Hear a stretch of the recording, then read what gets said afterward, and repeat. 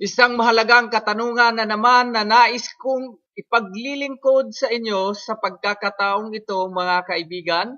Kaya kayo aking inanyayahan na muli niyong panoorin ang maikling video na ito. Ang kasagutan sa katanungan, ano ba ang tunay na paglilingkod sa kapwa? Ang kasagutan ay ating babasahin sa banal na aklat na siya naman ang may kapangyarihang sumagot sa lahat ng mga katanungan sa lahat ng tao sa sanlibutan ito. Mga kaibigan, nais ko pong ibahagi sa inyo ang aklat na sulat ni San Pablo sa Ephesians 6:6 hanggang 8. Ito po ang pagkakasabi, mga kaibigan.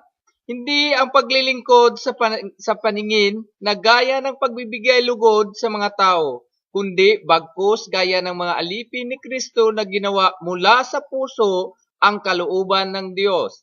Maglingkod na may mabuting kalooban na gaya ng sa Panginoon at hindi sa mga tao. Yamang napaalaman na anumang mabuting bagay na gawin ng bawat isa ay gayon din ay muling tatanggapin niya sa Panginoon, maging alipin man o laya.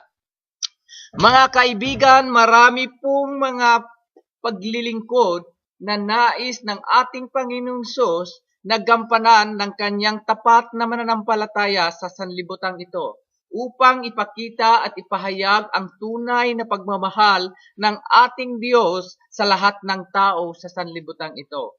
Ang mga Kristiyano ay inaatasan sa ganitong gawain upang abutin ang lahat ng mga tao na ngayon ay hopeless o ngayon ang mga tao ay nahihirapang abutin ang pag-ibig o unawain ang pag-ibig ng ating Panginoong Hesus sa kanyang buhay o sa kanilang mga buhay.